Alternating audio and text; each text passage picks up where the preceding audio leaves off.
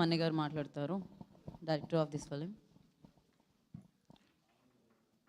Thank you sir, thank you. ఇక్కడికి వచ్చినందుకు అందరూ. సార్ ఇక్కడ అంటే వీళ్ళంతా పెద్దవాళ్ళు, వాళ్ళు మాట్లాడుతున్నారు, మాకు ఏం మాట్లాడాలో కూడా అర్థం అవ్వట్లేదు. ఎందుకంటే సార్ ఇప్పుడు మీరందరూ కూడా నిజంగానే ఇప్పుడు కాదు సార్, మేము సినీ ఫీల్డ్లో ఉన్నప్పుడు ఒక మూవీని డైరెక్ట్ చేసినప్పుడు మాకు తెలుసు ఒక రివ్యూస్ ఎలా వస్తాయి ఏంటి అనేది. ఎప్పుడు మేము వాటిని గౌరవిస్తాం, ఎందుకంటే దాని ద్వారానే మాకు తెలుస్తుంది సార్. ఒక్కొక్కసారి కొన్ని ఒపీనియన్స్ చెప్తారు, ఇది ఇంకా ఇలా ఉంటే బాగుండేదేమో, ఇక్కడ ఏమైనా ప్రాబ్లం ఉందేమో, ఇది ఇంకొంచెం పెంచింటే బాగుండేదేమో. అది తప్పు కాదు సార్, ఎందుకంటే ప్రతి ఒక్కరికి ఒక ఒపీనియన్ ఉంటుంది సార్ చెప్పడానికి. మేము దాని గురించి కూడా బాధపడట్లేదు సార్. ఎంత దారుణమైన విషయం అంటే సార్, కొన్ని వెబ్సైట్స్లో కొన్ని చోట్ల చూస్తే సార్ పచ్చి బూతులతో వర్డింగ్స్ సినిమాని గురించి మాట్లాడుతాం సార్. నాకు తెలిసి మనది ఒక సమాజం సమాజం అంటాం సార్, మనం అడవి కాదు సార్. ఎందుకంటే ఇక్కడ అందరం మనుషులం సార్, మనుషులము హ్యాపీగా అందరము బతకచ్చు సార్.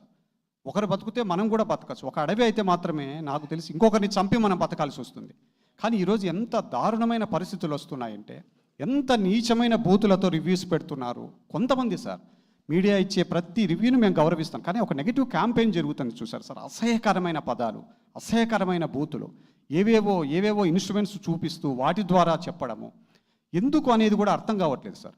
నిజంగా ఏది ఉన్నా ఆడియన్స్ అనేవాళ్ళు రెస్పెక్ట్ చేస్తారు సార్. సినిమా బాగుంటే మమ్మల్ని ఉంచుతారు, లేదా బయటికి పంపించేస్తారు. దీన్ని ఎవరమో అవాయిడ్ చేయలేము సార్. ఒక చిన్న క్లిప్ చూపిస్తాను సార్, నేను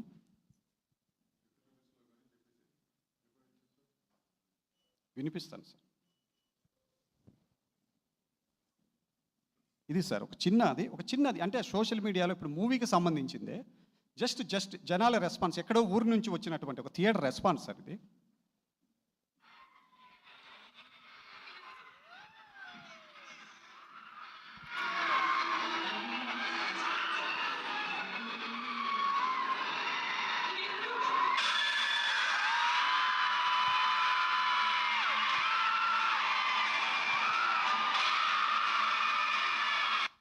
ఇది సార్ జనాల రెస్పాన్స్. థియేటర్లో ఇటువంటి సీన్స్కు ఒక 10 చోట్ల జనాలు ఇంత షౌట్స్, ఇంత ఇదిగా జనాలు రెస్పాండ్ అవుతున్నారు.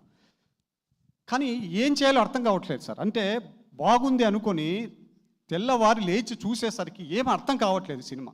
ఎందుకు సార్ ఒకరినొకరు చంపుకొని బతకాలి, నాకు అర్థం కావట్లేదు సార్. ఇక్కడ అందరికీ స్పేస్ ఉంటుంది సార్. మంచి సినిమాలు 2, 3, 4 వస్తే సార్ హ్యాపీగా బతికిన సందర్భాలు ఉన్నాయి. ఎప్పుడో ఎంత పూర్వకాలం నుంచి కూడా మనం చూస్తే నాగేశ్వరరావు గారు అవ్వచ్చు, ఎన్టీ రామారావు గారు అవ్వచ్చు, అందరి సినిమాలు ప్యారల్గా రిలీజ్ అవుతున్నాయి, అన్నీ బాగున్నాయి, ఆడాయి, అన్నీ పోతున్నాయి. మనకి ఎందుకు సార్ ఈ టైంలో ఇంత దారుణంగా ఒకరినొకరు చంపుకోవాలని చూస్తున్నామని సార్. మాకు కూడా పెద్ద ఆశలు ఉండవు సార్. ఒక సినిమా సక్సెస్ అవుతే ఏదో పెద్ద కార్లలో తిరగాలో అదన్నీ ఏమి ఉండదు సార్. మాకు చిన్న పిల్లలు ఉంటారు, ఎక్కడో ఊర్లలో ఉన్నారు. మా టీం అందరూ అంతే సార్. ఎంత దారుణమైన పరిస్థితుల్లో కొందరు టీంలో పనిచేస్తున్న వాళ్ళు కుటుంబాలు, చిన్న పిల్లలు ఎక్కడనో ఉంచుకొని అందరు ఇక్కడ వచ్చి పనిచేస్తున్నారు. ఒక సక్సెస్ వస్తే కుటుంబాన్ని దగ్గర పెట్టుకోవచ్చు, పిల్లలను దగ్గరగా ఉంచుకోవచ్చు. ఎందుకంటే ఏ అర్ధరాత్రిలో ఊర్లలో పిల్లలకు ఏ జ్వరం వస్తే చూపించడానికి కూడా ఇళ్లలో ఎవరు తోడుండరు సార్. అంత భయంకరమైన పరిస్థితుల్లో ఇక్కడికి వచ్చి ఈ సినిమాలు చేస్తూ ఉంటాం. ఎందుకంటే ఇది ఒక పిచ్చి సార్. ఇవన్నీ చెప్తున్నది సినిమా చూడండి అని సింపతి కోసం కాదు సార్. మేము ఎంత సింపతితో మాట్లాడినా సినిమాను చూస్తే జనాలు యాక్సెప్ట్ చేస్తేనే ఆ సినిమాలు బతుకుతాయి. వాళ్ళకి నచ్చితే చూస్తారు, లేకపోతే లేదు, అది మాకు తెలుసు. కానీ ఈ చంపుకుంటున్నాం చూసారా సార్, మనం ఒకరిని బతికించడానికి మళ్ళీ ఇంకొకరిని చంపాలి అన్నది, ఇది కనుక కంటిన్యూ అవుతే సార్ ఫైనల్గా ఎవరు మిగలరు సార్ ఇక్కడ ఇండస్ట్రీలో. అది మాత్రం మేము చెప్పాలనుకుంటున్నాం. దయచేసి ఇది వద్దు సార్, అందరినీ బతకనివ్వండి, అందరం హ్యాపీగా ఉందాం. సినిమాని జనాలు డిసైడ్ చేస్తారు సార్, ఆడియన్స్ డిసైడ్ చేస్తారు. మీరు అందరూ రివ్యూస్ ఇచ్చారు, మేము దాన్ని ఎప్పుడు గౌరవిస్తాం సార్. కానీ బయట జరుగుతున్నటువంటి ఒక రకమైన నెగటివిటీని దయచేసి మీరు కూడా మీడియా మీరు కూడా చూడండి సార్, అబ్జర్వ్ చేయండి సార్. దయచేసి దీన్ని ఎక్కడైనా సరే ఒక చోట ఆపాలి సార్, లేకపోతే ఇది ఇండస్ట్రీ మొత్తాన్ని నాశనం చేసుకుంటూ వెళ్తుంది sir. Thank you sir, thank you very much. Thank you అండి. అండ్ నా దాము గారిని మాట్లాడాల్సిందిగా కోరుకుంటున్నాం.